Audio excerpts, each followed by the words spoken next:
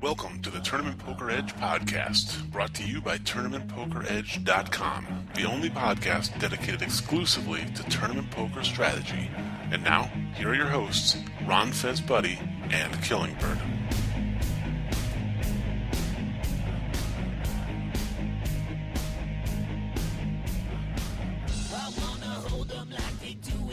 Hey everybody, welcome to the Tournament Poker Edge podcast. Killingbird here with you, and as always, my co-host, Ron Fezbuddy. What's up, sir? I'm good, bro. What are you up to? Not much, just trying to wake up after being up very late watching poker last night. Yeah, I was up. I thought I was gonna, I am due, I guess, at 8:30 or so, and I was like, how many people are left? And you were like 4. Right? No, actually 10 o'clock, right? There were like four left. I was like, oh, great. I can watch Homeland. Because I was watching it on DVR. I can watch Homeland. I can take a break here, come back to it, and probably we'll get down to 3 pretty quickly. But that four-handed lasted quite a while, huh? Yeah, it was long. I honestly don't even know. I ended up watching it in bed, so I'm not even sure exactly what time I went to sleep, but it was late/early. Yeah, what are these guys thinking, taking so much time? I mean, what's on the line, really? Don't they know I have a life? All right, for those of you who are just tuning in, where this is our World Series of Poker main event final table review show. We're going to be doing this today, and we'll be doing a show after the three-handed conclusion of the final table, where we're going to bring in the pros in just a couple of minutes to go over some of the hands and the dynamics of the table and what we saw and what we learned. I thought this was, without a doubt, the best poker TV that I've ever seen. I enjoyed this more. I mean, and not for any, there was, from a content perspective, I mean, I really like the format that they're doing now, but just having 10 hours of main event final table poker and getting to watch the dynamics develop, watch, how Hines got his chips, and then as he started to get more and more chips, apply more and more pressure, and the way he adjusted and the way he really controlled the dynamics of the table, everyone's interaction with each other, just all the hole cards. This was fantastic to watch. Do you agree? Yeah, I thought it was great. I think strictly from a content/entertainment perspective, at least for somebody who understands poker maybe better than the casual guy, I definitely enjoyed it. I actually had more fun watching the stuff throughout the summer, days 1 through 8 or whatever it was. But I think that was because I was in a house full of guys all watching it together, and it just made it like more of it was like a Super Bowl party of poker. Right. Whereas this one I was sitting there watching by myself. But strictly from the content stuff, I thought it was excellent broadcast. I did miss Olivier Bousquet. I thought Liv B would be there for this as well, and I don't get me wrong, Esfariandi is awesome. Like, I think he's a great commentator. I think Phil, leaves some to be desired, although I don't think I hate him as much as everyone else. He's not great, but he's not awful. I think he's still entertaining. But Liv B is the best. I'm surprised they didn't bring him back. Do you think he was too technical for the general audience? I mean, I thought he was really interesting. Yeah, he was definitely my favorite announcer throughout the summer, and so I was a little bit surprised not to see him. And the only thing I could think is that ESPN or somebody in charge basically said that's just too over the heads of the casual viewer. So So okay, well, I mean, anyway, broadcast I think is an A+. There's some controversy over the 15-minute delay. I think we're going to bring Casey, Big Dog, Pocket Fives, Jarzabek on, and Sean Cougars4444 Hendrickson on in just a bit to go through some of the hands and what we saw at the table. I know Casey hates the 15-minute delay, a little preview to what I think he's going to want to talk about. But what'd you think of the delay? I think it's fine, but I don't see any reason why it can't be longer if people are concerned about that aspect of it. Yeah, I think we can save that till later because I know Casey's pretty passionate about it. But I think there's still a little bit of work to do to tweak it. But I think overall going to this live or more live format is definitely gonna be a positive for the event itself in terms of viewership and sort of just general mainstream acceptance of it. This is just the best poker TV. For me, I just enjoyed it.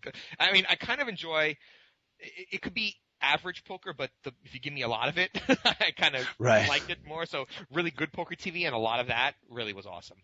It definitely made the Sunday grind really enjoyable. Like I just basically had it on next to my monitors while I was playing poker tournaments, and it was great. I stopped registering. I played 3 tournaments on Merge yesterday, and I stopped registering because I couldn't concentrate on the broadcast, and I really wanted the broadcast, so I stopped. Yeah, it didn't. I kind of went the opposite direction. I thought I was going to want to play a bunch of tables, but I just felt like I'm not really paying attention to this, so let me just stop registering. Yeah, and I'm sure I probably missed some things in the broadcast as a result, like some interesting dynamics or hands or whatever when I was tied up in things, but it ended up sort of being, I don't want to say background noise, but but it was definitely the secondary thing that I was looking at, but it made for good entertainment while I was folding, and I'm native than most. So. Well, congratulations for winning. Do you want to tell everyone?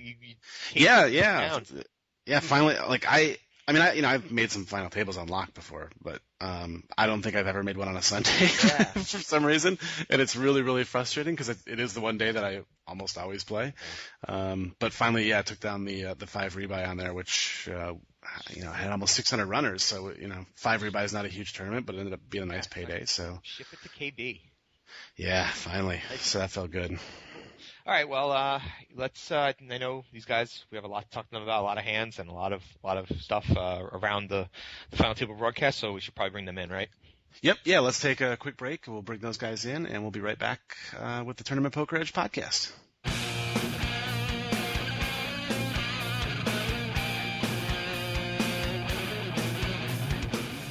Hey MTTers, this is Casey Big Dog Pocket Fives Jarzovic from TournamentPokerEdge.com. If you've been looking for a trading site dedicated exclusively to tournament poker, then look no further. Tournament Poker Edge is only $23.95 per month with no initial sign-up fee, and we post a new training video every weekday. You'll also find poker-related articles, blogs, and very active strategy forums. We even offer you the ability to upload your own video for others to discuss. So head on over to TournamentPokerEdge.com and find out why it's quickly becoming the destination for tournament poker players looking to take their game to the next level. TournamentPokerEdge.com.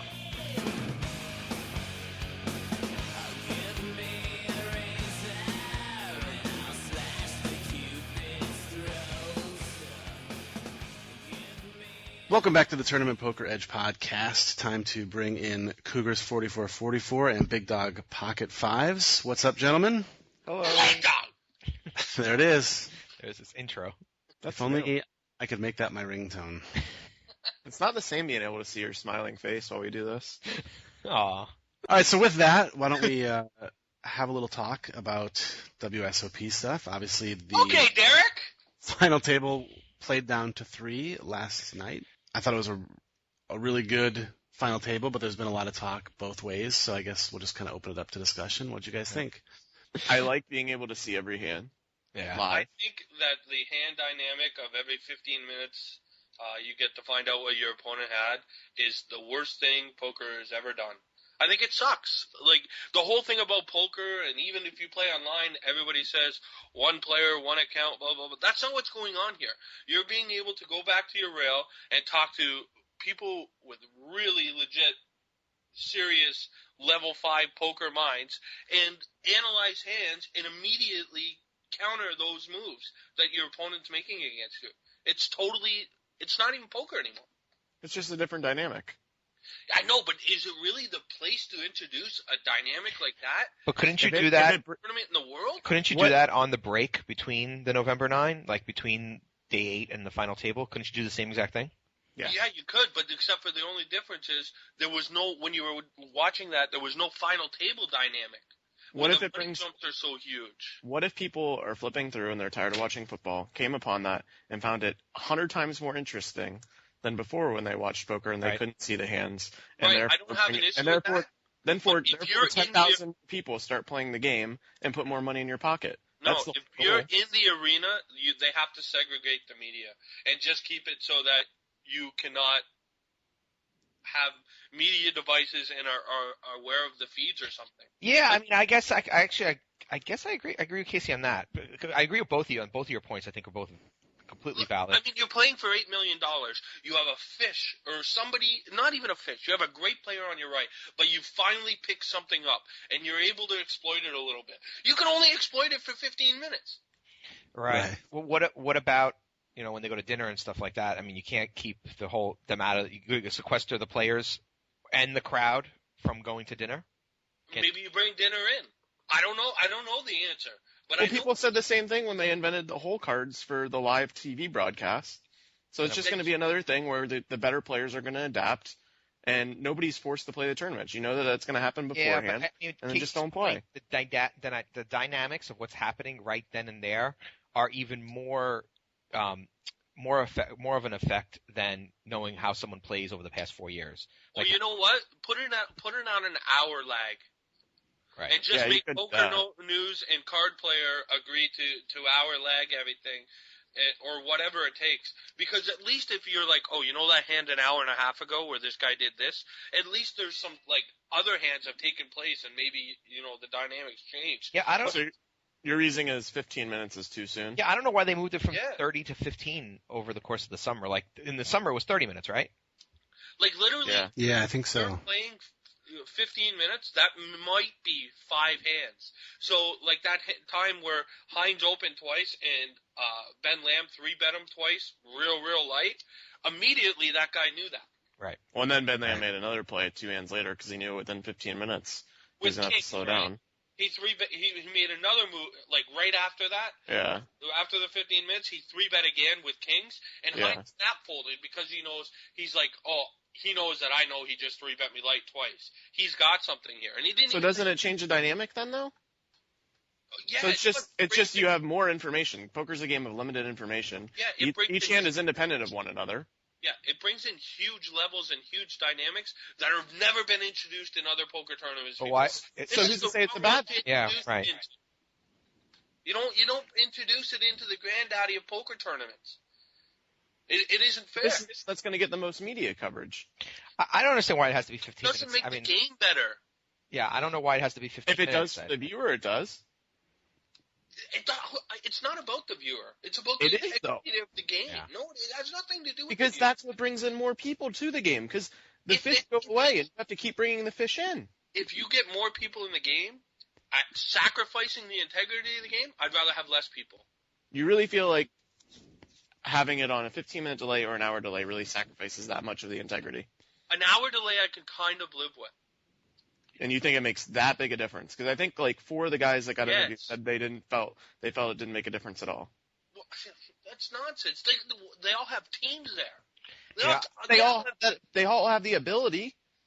You could get coaching for the 4 months between the times. Yeah, I'm gonna try to talk to my buddies who are not obviously as much into poker as we are and find out what they thought of the broadcast because I don't even know. I'm gonna find out. I haven't talked to anyone actually really today about it, but I think that this was the best poker I've ever, like the best final table I've ever watched. This is the most. It was by far the most entertaining. But that doesn't change if you put it on an hour delay. You got to watch P.S. Hines. You got to watch him control the dynamic of the final table from beginning to end. Every hand, watch him build on his image, and then read the dynamics of who's doing what and extend his chip lead. We got to watch that for the first time. Now, I'm not sure everyone could appreciate that. I'm not even sure I fully was able to appreciate everything he was doing, but we got to see something that we've never seen at a final table before. And I don't think it's going. I don't think it's going away. Well, it's definitely not. It's not going away because I think it's not going away. There's going to be more and more of this. But we got much better content, and it required a long investment. I watched it for 10 hours yesterday, but it was brilliant to watch, and it was a completely different experience than watching that 1.5 hour, 2 hour edited show that's on Tuesday nights. It was a much different experience because the viewership of those shows keeps continually going down, and the viewership of the live coverage increased significantly over the summer. And it was the first time too. I mean, there's no long-term trend there. That means it's definitely going to win out, but it's definitely a positive for sure. But I mean, I see both your points. I guess I don't understand why it has to be 15 minutes. If it were an hour, it probably is probably way more acceptable than a 15 minute. Yeah, an hour I could live with. Yeah. Because at least there's some time has elapsed and also more hands, so you can't talk about every single hand. Yeah, I really don't get why it's so short, but keep saying that, but it just doesn't make any sense to me. I'd love to find out. The only thing I can think of is because of it airing on the East Coast and the time difference already, they wanted to minimize that because, I mean, it didn't get over to started an hour earlier. 2:30 in the morning here? They started at what?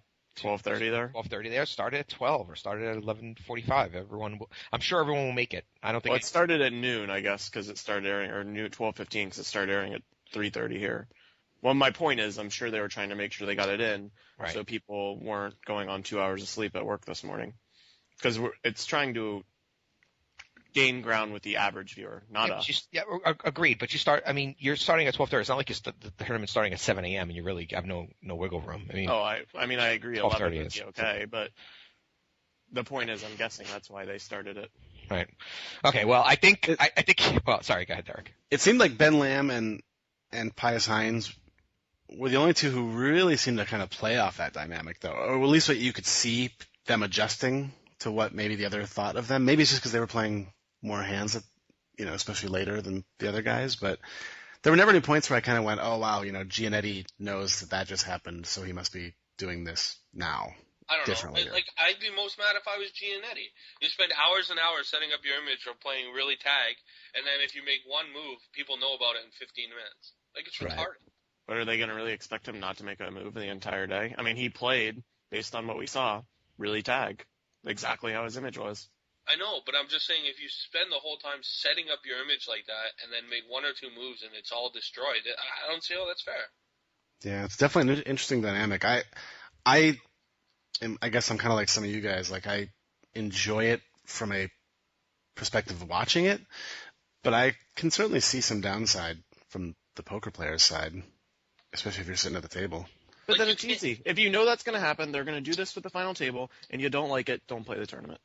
You have that option. That is the most closed-minded view of anything I've ever heard in my life. Like, are you retarded? Maybe, like, but that doesn't make any sense. Nobody's forcing you to play the tournament. I mean, nobody's forcing me to eat either.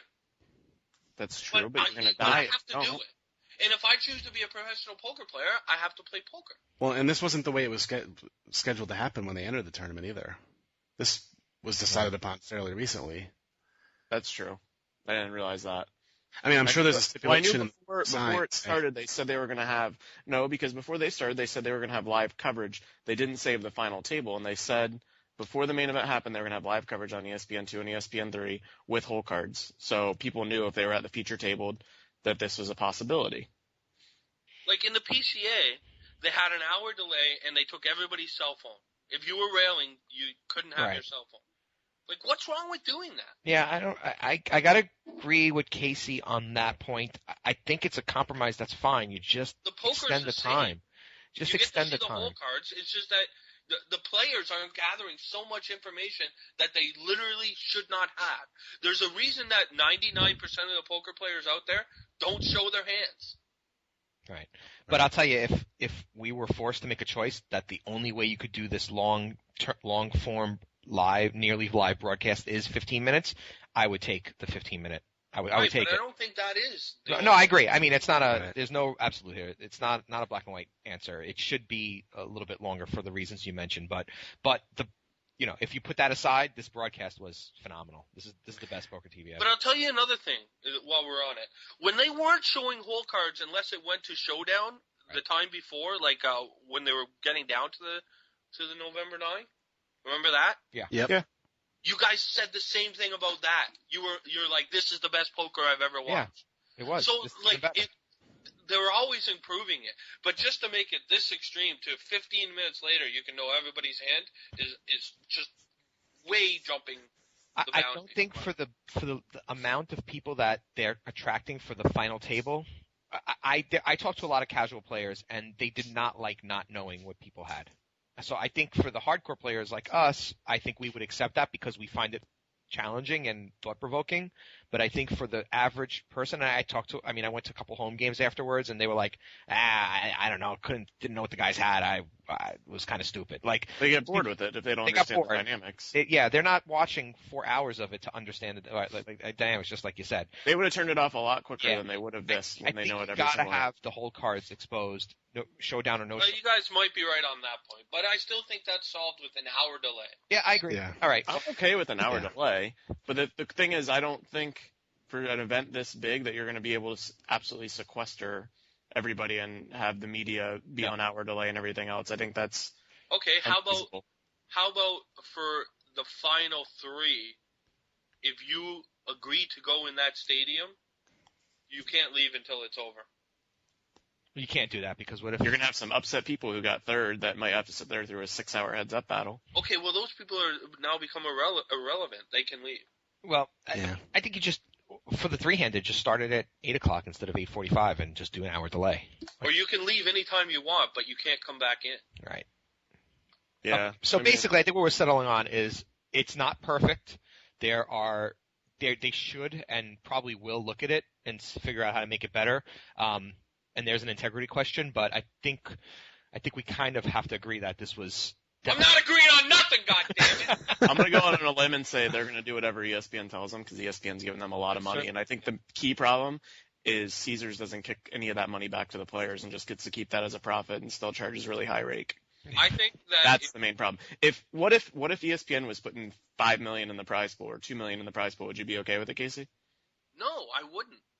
So if there was an extra overlay of $2 or $3 million or whatever, you still would be completely against it. I don't like the dynamic, man. I do not like the dynamic.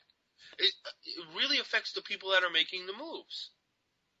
You make a great move and your opponent gets to know 15 minutes later. It's retarded. Like, the whole thing is you have your opponent thinking. He couldn't have done that with air. And meanwhile you did. Like, the whole thing is you have your opponent thinking. And there's no show ski and hutch. But aren't they going to be thinking as well?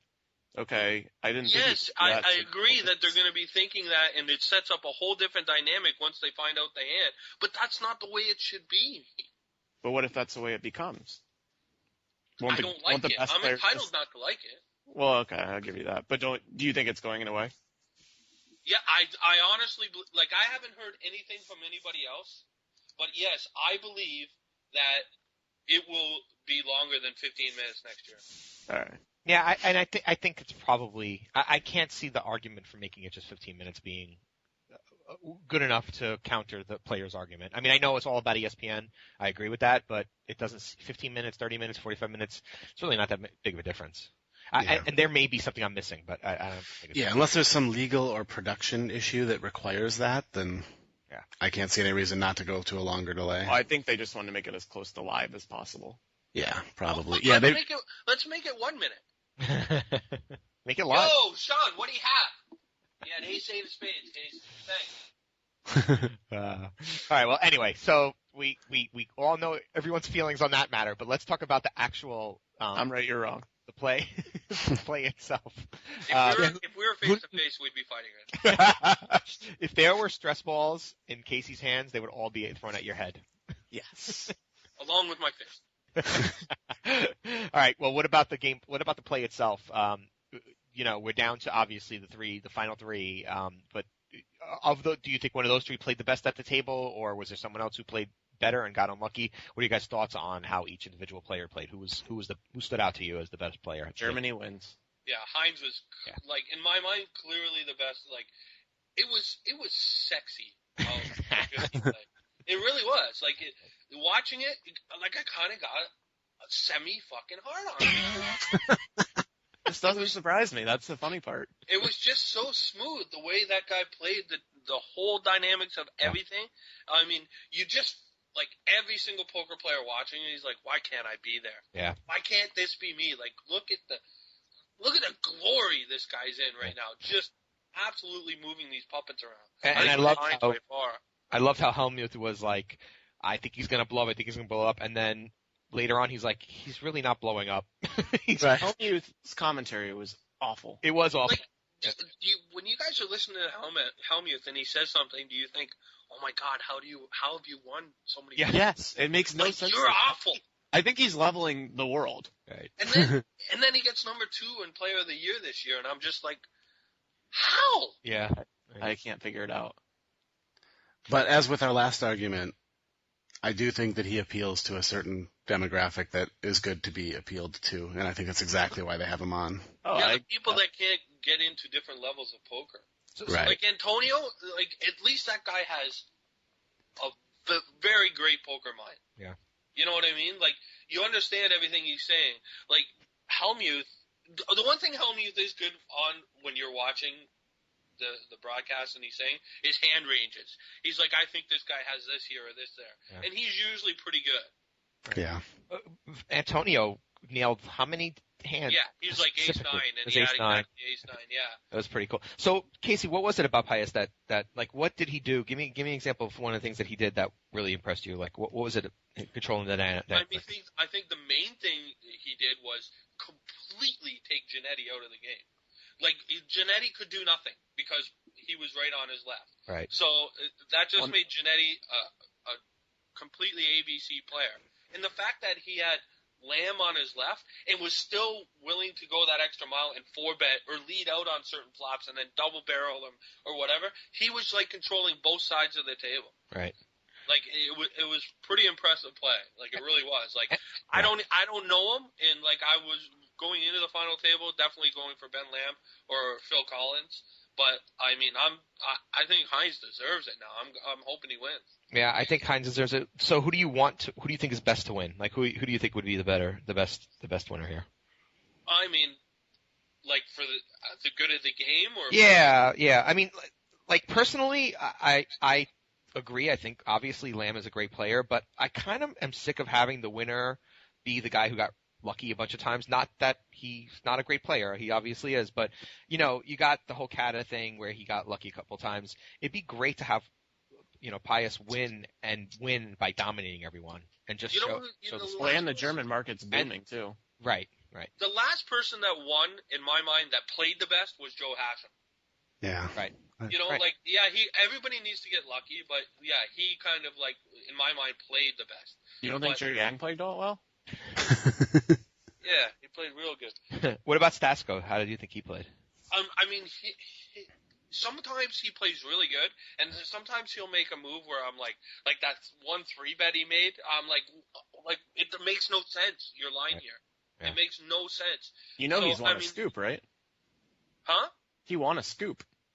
Yeah, he did win a scoop. I didn't realize that until yesterday. Yeah, I mean, I think he played really good. I mean, he's at the final table of the WSOP main event. Obviously, anybody that makes it there is at least as good as Jerry Yang. What did you think about him having 12,000 chips on the bubble and folding 42 straight hands to get them in cash and now final tabling it? I didn't know that, but I mean. Yeah. Did he win a scoop scoop is in April. Okay, so he won a scoop before the main event. So does he really need the money that badly? I mean, I don't know. Lindgren was at his table. Yeah, I know. I saw that too. I would, you would expect someone who like satellited in and has no money to do that. Yeah. If the guy's won a scoop, he's probably doing. Was he at a feature table when he did this? No, I don't think. No, he was just at Lindgren's. How do you know it's 42 hands? Like, did he say to the table, "I'm going to start folding for every hand now"? And start counting? Like 42 hands is a lot of hands. Yeah. It is. Like, that's like levels. That's a lot of folding to get down to 12,000 when the blinds were 2,500, 5,000 too. I could see the calculators going on in his head every hand. Like you could see. Yeah. He was just like completely playing a math-based. That was his chess background, I think. Yeah. Yeah. He was playing such a math-based game. He was bored. He wasn't doing anything. I like when he tries to stare at Ben Lamb and then realize that Ben Lamb is not going to flinch. Yeah. What about Phil Collins and the whole limping strategy? What did you think of that? Awful, in my opinion. Really? Like, I know, I talked to Sean about this, and he's like, well, he was just limping his whole range, like when he limped with Jackson and stuff. But I just think it was, I don't think it was very good. Like, it's not, I don't play that strategy, so I mean. Right. But I mean, what's the rationale there? So I'd love to talk about this a little bit because I like to. I mean, even if it's bad, I like to hear about different ways of approaching. Well, the rationale is if he's limping his whole range, like that one hand he limped with Jacks and the flop came ace rag, and he ended up winning the pot, and then like 2 or 3 hands later he limped ace 7 and ace 8 and Ben Lamb jammed ace 7 and he ended up folding. So if Lamb does that on the Jacks hand, he probably stacks him. That's his rationale of limping his whole range, right? When I think it was based on the stack sizes on his left at the beginning of the day, he could call raises from them, but he couldn't call 3-bets. That's what I was getting at. I don't believe that's the reason, because even if you go back to when they were 14, 15 handed, he was doing limping. Oh, was he? Not okay, No, I thought that was his whole range. No, he wasn't limping his whole range though. 14, 15 handed. No, he wasn't limping his whole range, but he was doing some limping. Yes, he was doing some, but Yeah. I think from what I could see, it was because he wanted to be able to, call 3-bets. I mean, that's what it seemed like. So Yeah, it appeared to me, and because then he was playing. Seems 3-bet to me lessons. like you can call a 3-bet with jacks if you lose. But what was weird? range. What was weird is that the table was so tight that you'd think he would have just said, "Well, I might as well start raising," because Right, he I mean, for cuts the off. first several hours, it was just kind of like raise fold. Yeah, he cuts off his entire ability to steal pots. And I think he went in with this turn. plan and didn't adjust. Yeah, like you would think he said, "Wow, this is going to be an aggressive table with Lamb and Hines and Giannett. It's going to be aggressive. I'm going to limp and try to trap people or whatever." But at some point, I guess he needed to adjust. I mean, far be it from me to tell USC Phil how to play poker, but Hey, he's clearly very good. He's very successful online. He just final tabled this. I've met him in person. He's a great guy, so I'm not going to say anything bad about him. I just think it's the wrong strategy to try and apply there at this table. I think also, if he would have put his cage hat on, he could have won this thing. Yeah. I mean, we also have never been in that situation with all the TV cameras and the 15-minute delay and playing for almost 9 million. He didn't seem phased, honestly. I think it was just like you said, it was a strategy, and he didn't deviate from it. I don't think he seemed phased. I think he was actually unfazed and focused. Yeah, he seems cool as a cucumber. Yeah, it's super. The biggest surprise to me was that Makieski just like blinded down to shove stack, and then shoved. I mean, like he didn't, and he obviously he got an awful turn there with the 9. Was that Hines? Yeah, Hines. Yeah. yeah. But he, like, from what we saw previously, I mean, the announcers beat this to death, so we don't have to go too depth into this, but he was very aggressive leading up to not really the final table bubble, but like day 7 or so, he was super aggressive, and he just kind of did nothing. And Maybe 4 months made him realize how big the pay jumps were. Yeah, right. Or maybe he just said, "I have to change my style because but everybody knows that I'm super aggressive, so I'm going to." And he was kind of short. I mean, Yeah. with a stack like that, you're kind of limited in what you can do. Yeah, that's true. Well, what about Hey, Bonara? Mark has asked me that if we stop using the phrase "kind of short." So really short? What about Bonara? Didn't he like limp King 10 from small blind at one point? That was he limp folded with 8 big blinds. That was the worst hand I've ever seen in a final table in like the last 5 years.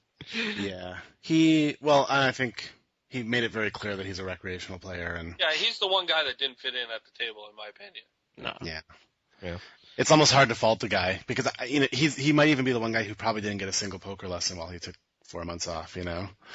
So Casey, Sean, are the three players in the top 3 the people who deserve to be there, or someone, or is there? You got to feel for Giannetti. Yeah. I mean, I agree.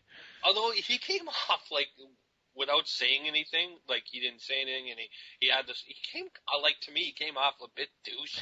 I've been hearing that, but what did he do? He did nothing. And he handled the beats. He handled the beats as well as anyone could possibly handle. I agree. Smile. I feel bad now for even. I think I said to it. Sean goes to me, like when we were watching yesterday on Skype, he goes, "Who are you rooting for?" And I'm like, "Not Giannetti, because he's coming off really douchey to me." But then I felt really bad when he busted that way. You know what I mean? It's a once in a lifetime situation. You could smile every once in a while. I mean, when you're not in a hand. You know what I think it was? I mean, if you look at the table, like the other 3 guys were sort of piled at one end, and Giannetti was all the way at the other end, like all by himself. And they were all kind of joking with each other and talking a little bit on one end, but like Giannetti would have kind of had to. It's kind of like it was like he was at a party and the 3 people were in the corner and he was over at the bar and just kind of sitting there talking to himself. But I thought he played well. Yeah. I was really shocked. Like 2 hours into the final table, I'm like, is Ben Lamb even here? Yeah. I was happy to see that one of Ben Lamb's supporters dressed up as a lamb. Yeah, I mean, Lamb didn't really do much in the beginning, but honestly, I don't think he really had to like come in like trying to shut everyone down. Like he got it in for really good for 60 big blinds, like where he would have been. I know he got lucky later on, but he kind of bided his time and was not super aggressive until he got it in for 60 big blinds, and he lost. That was to Phil Collins, I think, right? Where Collins, with the queen. Where he hit the flush on the turn. Yeah, but that wasn't 60 big blinds. Yeah, I think it was 60 big blinds. It was a big. I think Ben would have had 60 big blinds. Right, Ben had 60, but Colin. Yeah, I mean, and he would have been like third in chips 2 hours in. So I think, I think everyone was playing pretty conservatively the first 2 hours anyway, just trying to get a feel for the table. So I think that's what he was doing, and he wasn't. It's big pay jumps as well. Right. Yeah. You got to remember how big an ICM wise. I mean, there are definitely adjustments. How would you like to get ninth and get $0? It's got to be like straight to the ghost bar and plunge. Yeah. Also, one of the things that might be leading people to say that Giannetti was kind of a douche is his interview with Kara, which I actually didn't see for some reason. I don't know if I walked away. Good in that interview. Well, I guess the last thing they said to each other, Kara says, "Any one of these players play impress you at this table?" And Giannetti said, "No." No, that's not what happened. She said, "Does anybody's play stand out? Do you have a favorite, or can you nail anything like that?" And he's like, "Nah, not at this moment." Like it wasn't douchey. It wasn't. Oh, okay. Yeah, this is the way it was quoted on one of the forums. So I think the guy he was super serious. He was super focused. And I think he played well. He played, he had a shitty seat. After a while, he started with a great seat. Started with a great seat, but then he had, Hines and Lamb to his left, and he was just playing ABC. Although he was doing a lot of calling out of the big blind. Like, yeah, that was the one thing he was doing, and then which I don't mind doing. I do it a lot. Like in my warm up video that I just did, me and Mark talk about it in depth because I never fold my big blind. But the one thing that he wasn't doing was really making any moves after that. Right. If he missed, he would just give up. Yep. He would hit or fold. Right. Fold. So right. I agree with that. But I think the guy, I can't understand or accept any hate for him on this one. I think he was just really focused. I think he wanted it more than anyone at that table. Even Pius, I think he was really, you could tell he was so focused on this tournament. But I don't know if you can base that off who wants it more, though. No, I know. I mean, actually, you know what? Saying who wants a tournament is a stupid thing, so I'm going to take it back because I hate when someone says that in sports. Yeah, he really wants to win this game. They all want to win the game, right? But right. I felt like he was, not that he wanted it more, but he was the most, he had the most heart for it. I don't know. He seemed so focused and not interested in looking or talking to anyone else. And I don't think there's anything wrong with that. At this stage, I don't think there's anything wrong with that, but it comes off as douchey to a lot of people. I just don't think it's fair. On a random business note, was anybody surprised at the lack of patches? Nope. I mean, I know they couldn't be full. Well, I know they couldn't be full tilt or poker stars, but right. Yeah. I mean, they couldn't be any site that ever offered games to American players. Why would you any poker patch site on an American? No one was throwing a patch on American. No. They couldn't represent any site that ever offered. Oh, okay. Poker to Americans. Oh, all right. Well, but why wouldn't 888 then? They had two. Why didn't they have 9? I think you can only have 2 or 3. That rule's still in effect? Okay. Yeah, it might be. Yes. Right. But I mean, there's dozens of other poker companies out there. I mean, I don't know, Card Player Magazine or Bluff. Why didn't TPE have a patch? That's a good question. That is a good question. Yeah. I think it was Sean's fault because I'm blaming everything on Sean today. All right, so 2 questions then. First off, I think we answered already, but the player who deserves to win, we all agreed that Pius has played the best? I feel like he has. Yeah, I think it's pretty clear. But I want to be clear that anybody remaining, I don't think has played bad. Right. Correct. Fair enough. They're all good players, I think. Fair enough. But Pius has really put on a display, and I think it's most deserving. Although the other 2 guys would still be deserving of a win, but I think he's just a little more deserving. Who's best for poker? Who's going to be best for poker to win? I think it's probably going to be Ben Lamb. I think it might be Pius. Well, I mean, he's got a little bit of an accent there, and I'm not sure he comes off as really charismatic or whatever. But I don't think he'd be awful for poker. But they might get a nice little poker boom in Germany if he wins. I think the poker in Germany is booming already. Yeah. They could only I'm help. not sure how much more he could bring to it, but I mean, to me, I don't really look at that. I think Pius might scare the common player. Honestly, him winning might make it seem like you really have to be an aggressive young kid to win these things now. Well, I mean, I guess you could say that, but traditionally over the last few years, it hasn't always been that way. Right. I think if there were different factors in play, say regulation was happening next week, right? Then maybe Ben Lamb winning would be Right. a bigger deal. But, what we have to work with right now is that foreign markets are becoming more and more important, and I think for that reason, Pius is probably pretty good. What about Stasko? Too boring? Yeah. Yeah, I think so. But what do you say about a guy who picked up poker at 32 and is winning the main event 4 years later at 36? That's pretty impressive, and that's a pretty neat story for the wider market. Well, I don't think it's as impressive as you think because, all these 21-year-old kids that did it couldn't have picked it up too much before 4 years ago. Yeah, but there's a lot of people. The bigger market for poker is the 32-year-olds with disposable income. Then, even though it's dominated by the young kids, it's a bigger market. Do you think there's a lot of mid 30-year-olds that are gonna hear this story all of a sudden and go, "Ooh, maybe I can do that"? If he was an American with an no, but that may be. But I'm just saying about the fact that he's there 4 years later. I don't think that's so impressive. I just don't think he's a Dennis Phillips type middle-aged guy. No, he's definitely not. Like, he's a little bit of an enigma. He's like a chess phenom. Yeah, he probably won't talk much. And like, if I got to the main event, I'm 40 years old next year. I wouldn't consider myself the middle-aged guy who's just picking up poker. You're considering yourself the old guy? Yeah, Cougars and me are gonna go. All right, very good. All right, well let's talk about some hands then. Let's get into some strategy. So, I'm leaving unless Cougars leaves. Cougars, apologize to Casey, please. No. All right. So, God, I hate when he gets tough thousands of miles away.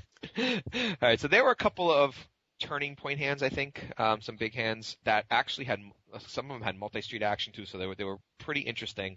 The first hand that I think we should talk about is, in my mind, the biggest turning point of the entire tournament.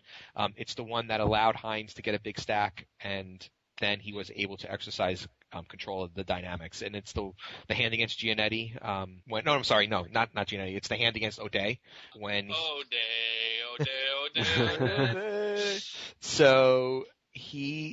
So we don't have, it's not as easy to do this as when we have a hand history, but trying to remember what the chip stacks were like at the time. But I think O'Day was, I guess, at about 30 million at the time, and I think Hines was probably around 24. I could be wrong about the exact stack sizes. And the blinds were at 3-6, right? 300, 600? Yeah, it is. Because, so. It is. Okay. So it is 300, 600, and Bunaro's on the button, and Hines raises to 1.3 million. Lamb flats. So I think Hines was in early position here too. So it's Hines raises to 1.3, Lamb flats right next to him, and then it gets to O'Day, who squeezes to 4.1 million. So first off, I actually, given Hines was, he's known to be an aggressive player, and he's raising from early position. Lamb is flatting him. What do we think of O'Day squeezing here? What kind of range, we know his hand, but we won't reveal it yet. But just in terms, I actually don't know his hand because I watched the coverage, but I didn't see this hand because I came in a little later. Okay. But I think his squeeze is fine because obviously Hines is aggro and Lamb is also aggro. So I think this is probably as good of a spot to squeeze as any. Yeah, I agree. That's what I thought. And I was watching my wife, and she's like trying to figure out what's going on and why that was. I was telling her I think that's a pretty good squeeze, and for those reasons, I think it's you could do this profitably with air in many cases because knowing those two players, regardless of the hand, I think. Mm-hmm. But okay, so it gets back to Hines, and he flats. So now, if we're like 20 or 24 million, that's again I don't remember the exact number of chips he had at the time, but what do we think of a flat here? What kind of range are we? Obviously it's Hines, and you said he's aggressive, so I'm not sure what he has here, but I would immediately, flag would go up because there's still action behind him. Right. Ben Lamb is still behind him, so I don't put him on anything too aggy. I gotta put him on at least a pocket pair. I'm not sure, but I feel like it's gotta be somewhat of a pretty strong hand with action still behind him. Right, and he's also doing that. He's going to be out of position to O'Day, though. So what kind of hands would you want to play out of position for that big of a pot? Against? That's what I'm saying. I have his range pretty tight here. Yeah, right. Okay. I wish I knew the hands because I might come off sounding like an idiot when he has 2-6 or something, but I would have him on a pretty tight range at this point. Okay. Well, it's good that you know the hand because I think it'll be more interesting to hear as we go along. Okay. So Lamb folds, and then it's just it's O'Day and Hines, and Hines is going to be first to act. So there's 10 million in the pot now. Yeah, Hines had 20 million left in his stack at this point, according to Poker News. So yeah, he started with 24 million. 10 million in the pot. The flop is 8 of clubs, 8 of diamonds, and 4 of clubs. So you got 2 clubs on there and no high cards. And then who's first to act here? O'Day. Hines is in position. Okay, so O'Day is actually going to be. Okay, O'Day so never mind. From the small blind. Yeah, okay, so never mind something I said earlier. So O'Day is actually in the small blind when he squeezes. So then Hines, I think, can flat a lot more there since he's going to be. I don't know. He's still got action behind, so. True. Okay. All right. Well, then Hines, O'Day grabs chips. Hines has 20 million left, and O'Day bets 4.6 into 10 million, and Hines flats. So now, what's going on? If you're these guys here, like I'm thinking 5s or 6s or something that, like maybe he's just hoping that O'Day slows down on the turn. He feels like his hand could be good a good percentage of the time. Right, because I mean, O'Day is going to bet this like 100% of the time, right? Yeah, maybe 9, After 3 maybe betting. 10s. Yeah. What's that, Sean? After 3 betting, I think he's got a lead. He's going to. Do you think Hines is going to flat? I mean, I guess he kind of has to flat that flop with even 5, 6, or 7s. But how often do you think he's flatting the 3 bet with action behind with 5, 6s, and 7s there? I mean, how deep were the other 2 guys? They had him covered, so he 24 million effective to start the hand, basically, against those 2. So he has 40 big blinds? Yeah. Yeah. And both guys have him covered? I think it's fine to maybe see if you can hit your set there. I don't think it's awful. Right. You have 40 big blinds. And he's going to have position, and he might be able to steal this later in the turn. Yeah, that's true. So okay. So I think based on I guess he doesn't have a pocket pair, since Sean said that too. We'll see. So based on pre-flop action, I think the flop is not unexpected. So O'Day bets and Hines just calls. And I think they're both going to be doing that with almost. Really, I mean, I guess there's a spot here for Hines to if he has, clubs and wants to semi-bluff, he could raise, but I think a lot of the time that's going to happen. And so I don't know if there's that much more information we're going to get on the flop. But then the turn comes, and it's the 2 of clubs. And so that completes the flush draw.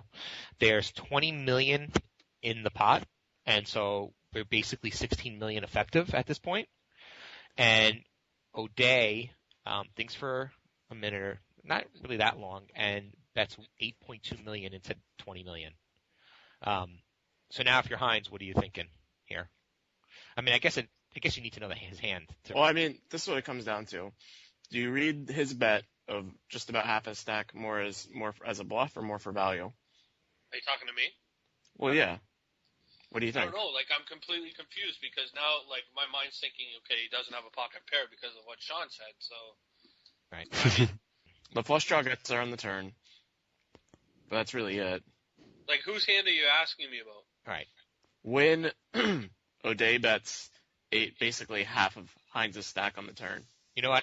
I think he needs to know one of the hands to make this an effective analysis. It's just. I mean, I would say O'Day either has like ace king or ace queen or some sort of pocket pair. That's what I have O'Day on. Right.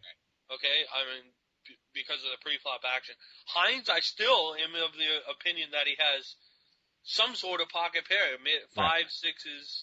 Well, you know what? I think this is the crucial moment of the. I think this is the crucial decision. So let's just tell you what he has. So Hines has queens here. So now he's faced with that giant bet. It's there's still a river to come. So O'Day's saying basically all the chips are going in here. If you call, he's going to clearly bet the river, I guess, as well. Does he have the queen of clubs? Yeah. He does have the queen of clubs. Yeah.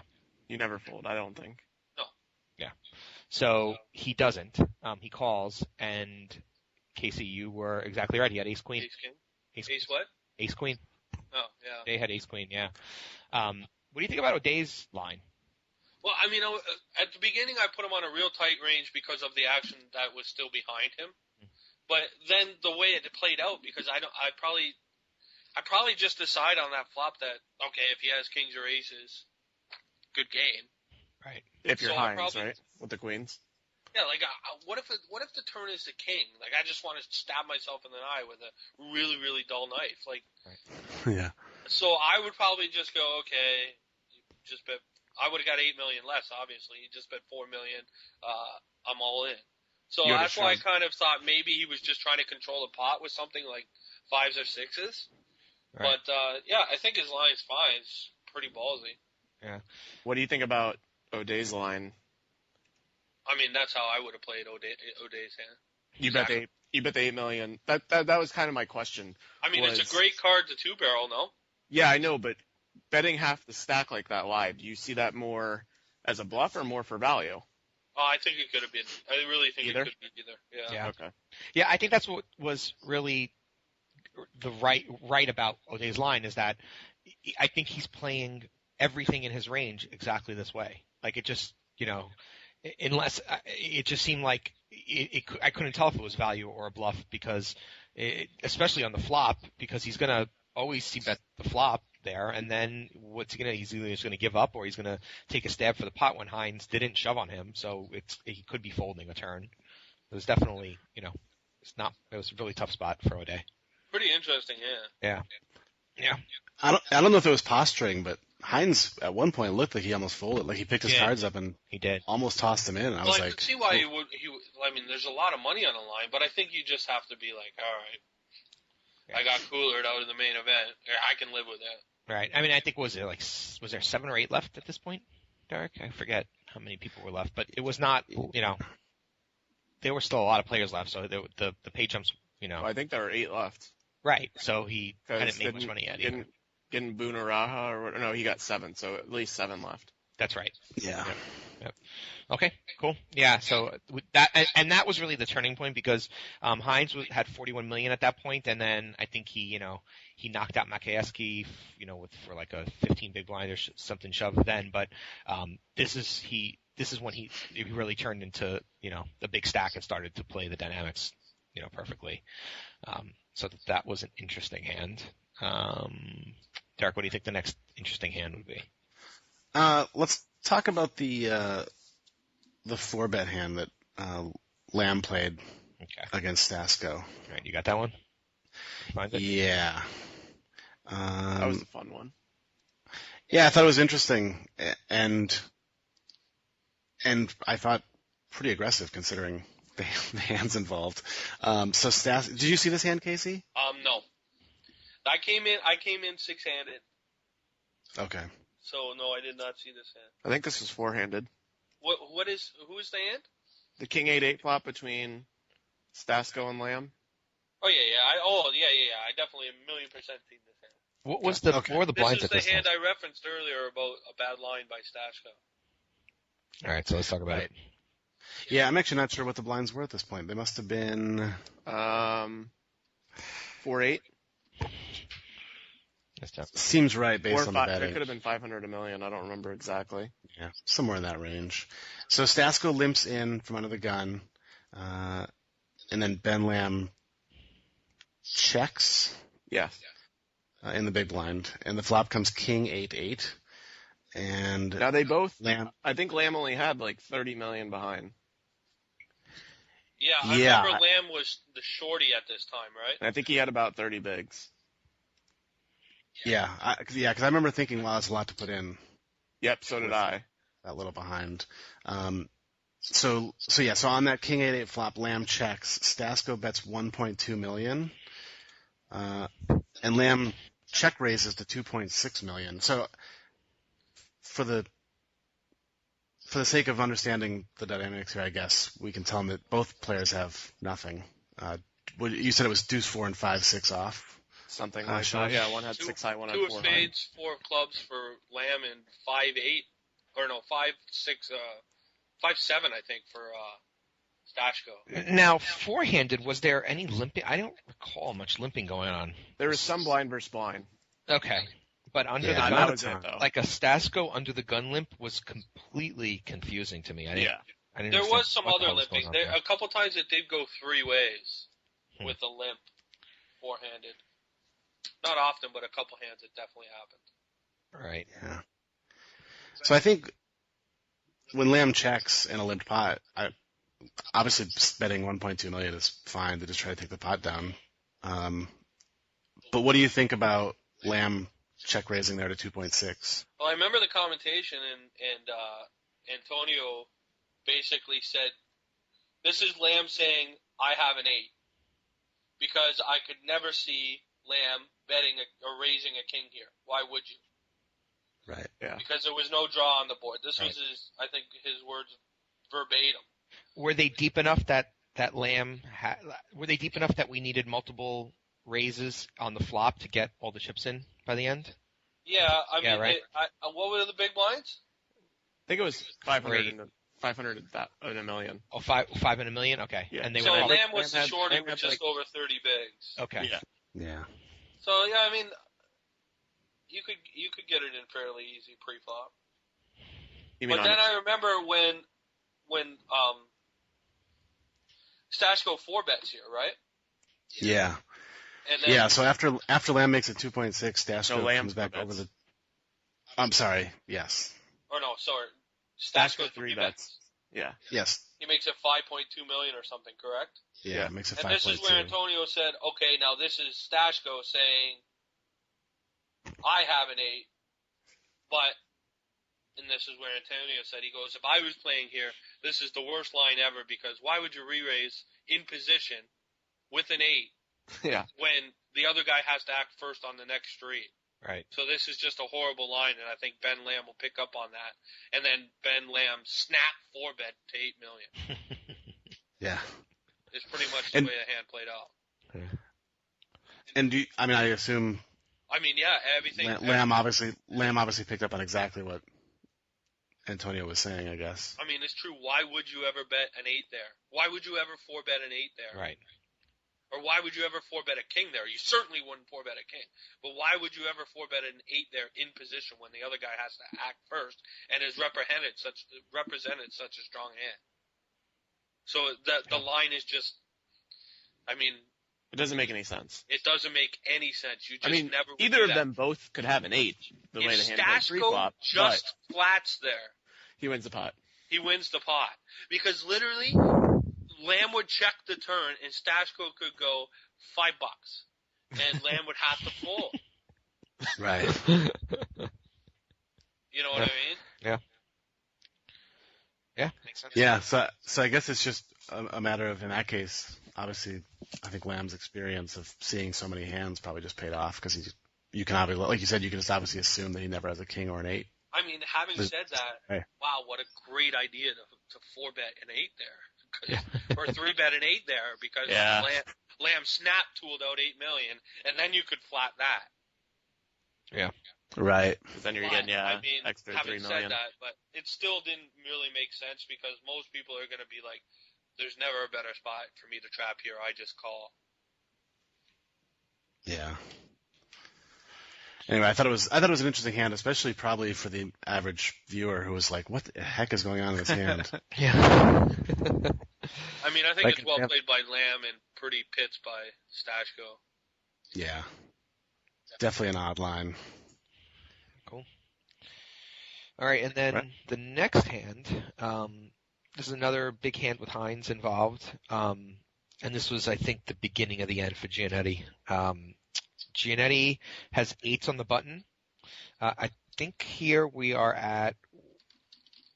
I remember this hand. Is this the last level? Is this 1.600, 1.2? Did they get to that? Yeah, because if he raised it to 2.6, Yeah. I'm guessing it was that. Yeah, because he didn't nearly 3x it. So yeah, okay. So I'm pretty sure here that we're playing 600K, 1.2 million. We're both. I think we're at least both 40, They were the 50. big stacks They at were the the both time, big right? stacks, right? Like Giannetti. I mean, Hines had like. They were stacked 80K? 1 and 2 in the tournament. Right, and it was like what 80K and 60K, something like that. Yeah. Around that, right? Yeah. Right. So we're at least 40 or 50 big blinds deep here. And we're 4-handed. And so Giannetti has the button. He's got 8s, and he raises to 2.6. Hines 3-bets to 7.1 from the small blind. So it's a pretty big 3-bet, but it's consistent with Hines' sizing when he was out of position. When he was in position, he would have probably made it like 6.6 here. But when he was, when he's in position, he would have made it like 6.6. But out of position, he would almost always going over 7 at these sizes.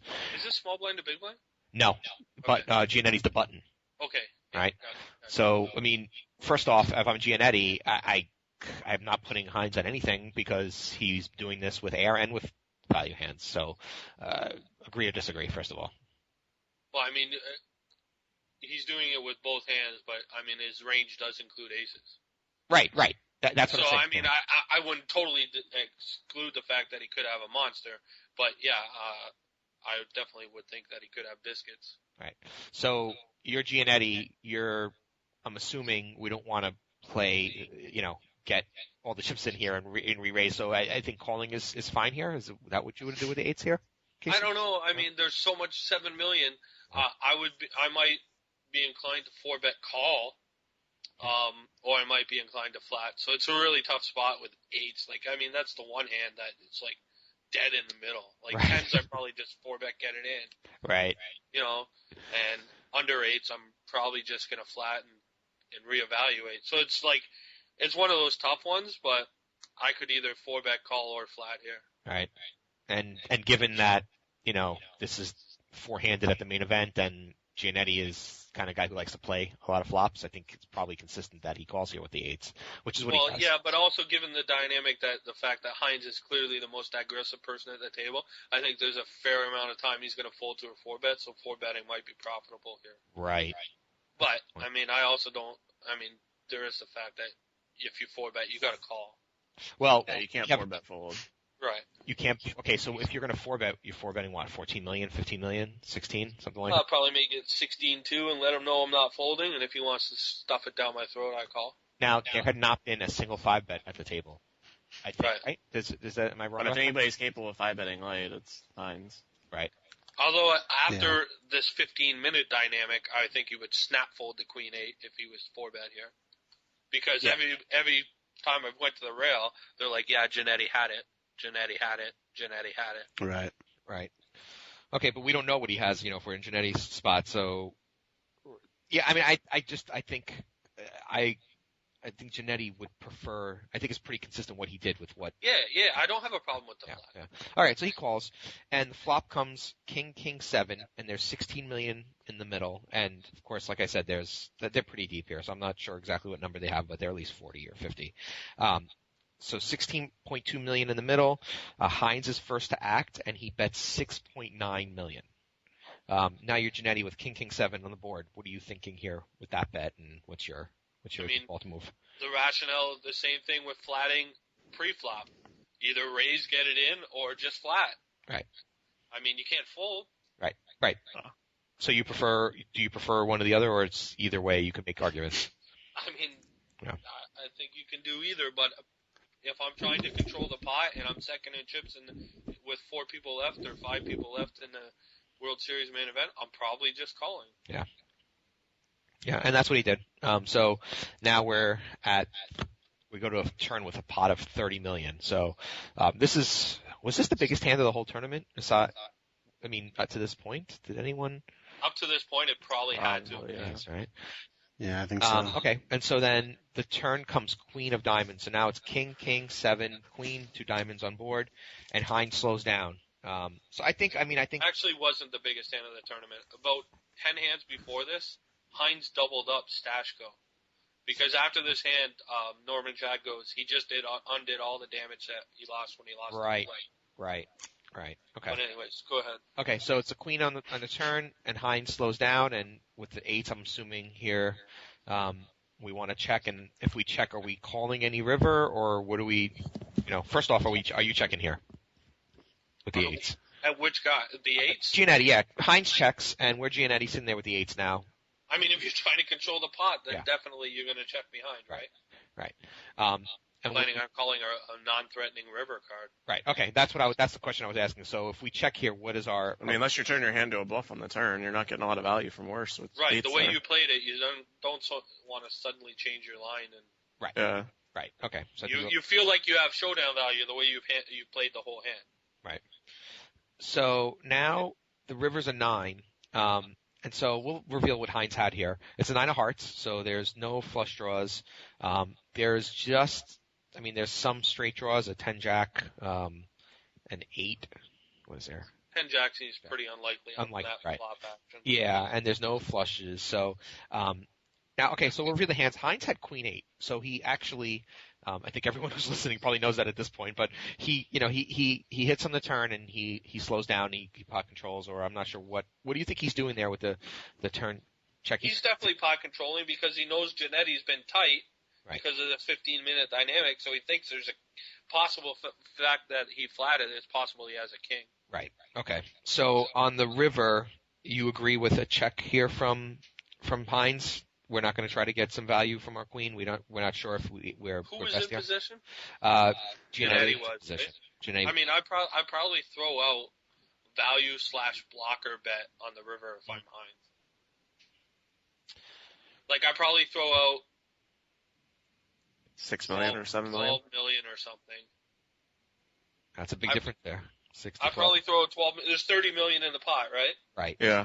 Yeah, I'd probably throw 12 million because I think a lot of times, I don't know what, although Janetti's shown the ability to flat anything pre-flop, so there may be a 7 in Janetti's hand because he flatted the flop bet. Right, I was just going to ask you, what hands do we get value from? I mean, it seems like just a 7. What if he has 7-5 or 7-6 or 8-7 or whatever? Like, so I may throw value / blocker bet on the river, but I think check calling is also fine if that's what he's doing because it opens up his hand to a bluff catcher. Right. If, Janetti has something like, I don't know, ace jack, and he wants to try and bluff it here. Right. Yep. Well, that's he did check, and Janetti checked behind. And of course, Hines had a queen, and he hit the queen in the turn, and that was really that really damaged Janetti and started his downfall. Janetti took it like an absolute champ, and Phil Hellmuth lost it in the booth. Oh my god. Yeah, exactly. Like you could feel Hellmuth tilting. Yeah. Janetti. Yeah. I'm like, just stop speaking, Phil. Yeah, exactly. So yeah. So okay. So there's just a couple hands from the tournament. We will do this again with the pros on after the 3-handed final 3 play on Wednesday night. So I think anything to look for. How do we think that?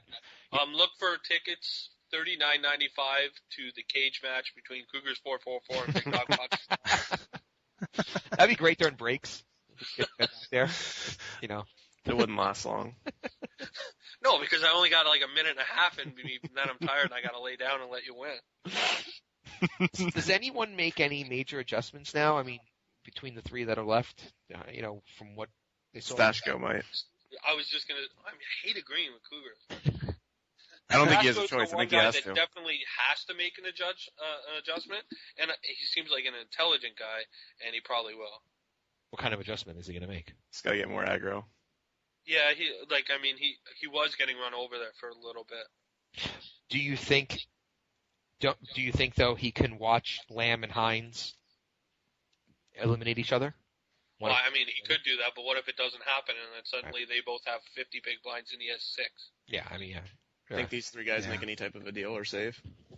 No, I don't think. I think when you're already guaranteed $4 million, what's the sense of making a deal? We have $4 million. Right. I was just curious. I mean, unless they admit it, you never find out. Cage. Well, I mean, Cage. I don't know who's. I'm assuming Ben's not back. We don't know about Hines and Stasko, so we don't know if they. Even if they are back, you still have $2 million, right? Are you trying to make a deal? Well, I mean, like Holden had 39% of himself. Well, it seems like a pretty good deal, though. He had 39%. So if he made it this far, I mean, he didn't make $4 million. He still made a ton of money. Don't get me wrong, but the money, it's a big difference for him. Right. But yeah, I'm not sure. I mean, these guys I'm not sure about Hines, but if Stasko, like you said, he's won a scoop. Who knows if he needs to be backed or not. But yeah, but then he folded him way to oblivion on the bubble. So that's true. Really... Right. But once you get to $4 million. Yeah, that's the thing, I guess. Never been in that situation, so I don't really know. Yeah. It would suck. Yeah. It would seem that the Hines Lamb heads-up battle is what people want to see. That would be awesome to watch. The only way I want to keep this 15-minute dynamic is if Cougars final table is next year, so he can come over and I can tell him what to do. Are you going to play next year, Casey, so you have a chance? Yeah. All right. That's what I like to hear. But I say that every year. It's true. I haven't played it in like 3 years. That's not confusing. This is the year, though. So you're saying there's a chance. Cool. Well, let's go ahead and wrap this up because we're going to come back here in a couple days and do tired, it all KB? again. You want to go spot? You want to go sleep? Or sleepy pie. So thank you guys very much for joining us, and we'll see you guys again in a couple of days. Sounds good. See ya.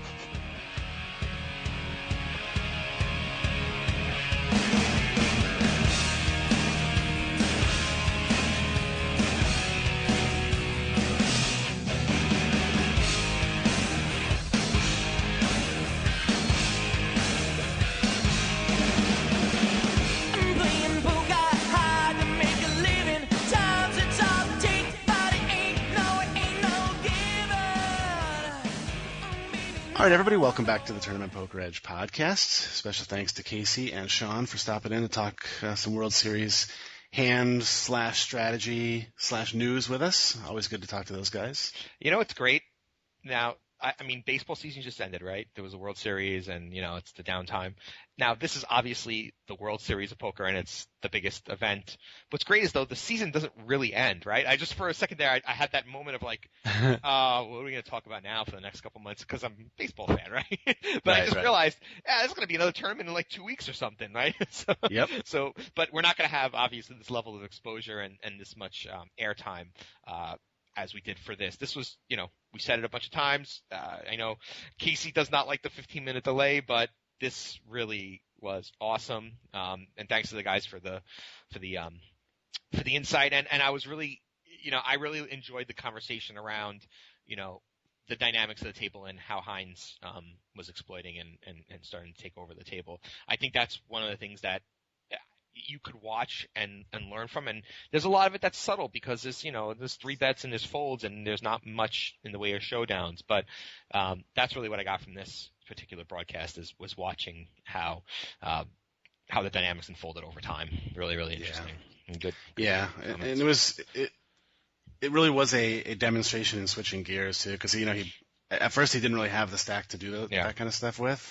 But man, once he got the chips, he sure switched gears. But he fast. never made any big, like Helmuth kept saying he's going to blow up, but he never blew up. I mean, he never did anything stupid. He never put everything at risk.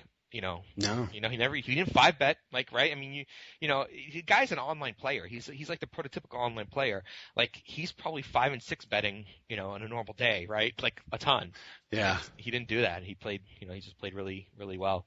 Just really fun to watch. Good stuff. And I really enjoyed the conversation there about the O'Day's hand, and it's just a tough spot for him because he's going to be doing that so much, and unfortunately he got called. As Casey said, probably wasn't a bad play. The way he played it is just those situations, come up, right? And they just suck when you're on the other end of it. Yeah, we've all been there where you get into that hand and you're just like, God, how did I get myself into this spot? But how did he get himself into the spot? I mean, he 3-bet with a high value hand given the players. I mean, Ace Queen's a decent hand to 3-bet there. Yeah. I mean, and especially given those players, and then he's c-betting, right? And then he could only win the pot on the turn with a steal. So you can't blame him for the way he played that hand. It's just unfortunate. No, I think he played it fine, but it's such a good demonstration of what you deal with in tournament poker all the time, where you take these lines and sometimes you get into spots that you wish you had done something differently, but it doesn't mean it was wrong. You get yourself in spots, and they're tough to get out of sometimes. Yep. And it really did seem like he had a hard time sort of getting back from that. Oh, yeah, you could tell his body language. I mean, rightfully so. He was just completely dejected by it. Yeah. Can't blame him. Cool. All right, well, we got 3 more players to go. Well, 2 more to go. one winner. And, and we're going to come back and do that again and talk more hands with the guys on whenever, either Wednesday or Thursday or whenever. It's Tuesday night, I guess, so sometime on Wednesday we'll post another podcast reviewing the final 3 players. Yep. Should be up in a couple days, so should be interesting. Yep. And so check it out. Come back to the site. Download the next version of this podcast. Another thing, if you're we're running a promotion during not really a promotion, but during celebration of the final table, we're putting some free videos out there for those of you who may not be members of our site. You can go to the homepage and you'll see a link for some free videos. If you want to download it, we have a little bit of a celebration going. If you want to go directly to it, you can go to tournamentpokeredge.com/free-WSOP-videos, and there are 7 free videos that you could either stream or download, just so you can get a sense for some of the content on the site. Yep. I know when I'm watching this stuff, it makes me want to go watch videos after. I mean, maybe not immediately shutting it off, but it really gets my juice flowing for poker and poker learning, especially this format where I think it's the most instructive format that's out there. Yeah, and it definitely makes you want to get better because watching good players play is always a motivator for sure. Absolutely. And speaking of main events, Mike Go Leafs Go Leah's final table just 9-parter just finished. Yep. What's awesome about that series is it's a 9-parter, and part 9 got a 10 out of 10 in ratings, which does not always happen. A lot of times people slow down by the end and they're just kind of saturated, but that's one of the flagship, I think, series that we have. So that just finished, and we just posted today. Big Dog won the Sunday warm-up about 2 weeks ago, and we just posted. He did a hand history review with Mark Eliotto, and that just went up today, and that's honestly, I've never seen a video get such fast, good reviews as that one. I mean, I put it up last night, and it's already gotten 7 comments and a bunch of 10 out of 10s. So Casey always does great work, but I think from the sounds of it, this is one of his best. I think so too, and I hate to have to give him the props because you got to hear it. But he's a dog, so anyway, yeah. So that's what's going on at the site. Some stuff there. So cool. So yeah, buddy, good stuff. Right on. Well, we'll like I said, we'll be back here in a couple of days to do this all again. So stick with us. And again, thanks to Casey and Sean. We'll see them on here in a couple of days as well. And thanks to all of you for listening. That is it for now. So we'll see you next time on the Tournament Poker Edge podcast. See you, everybody.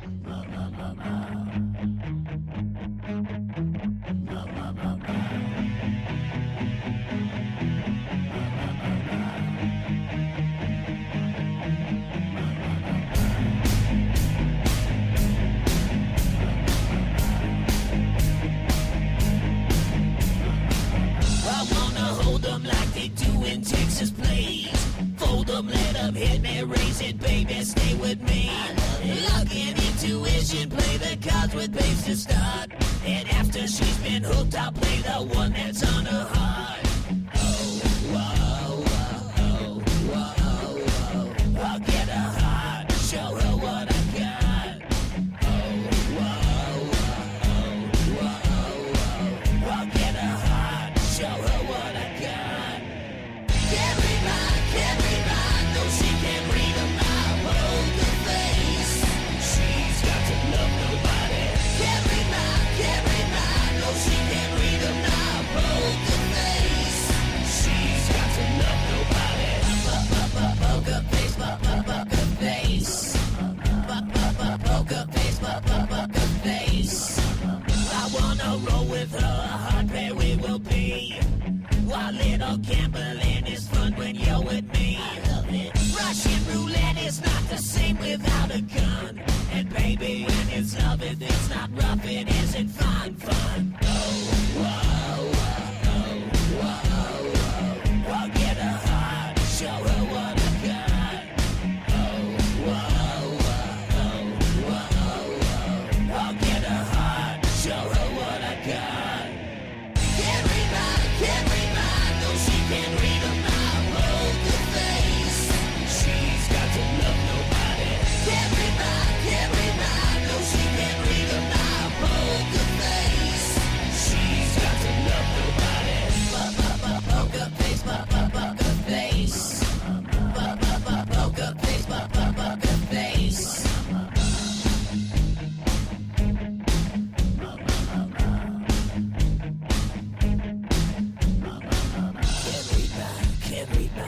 so she can't read about a poker face. She's got to love nobody. Can't read my, can't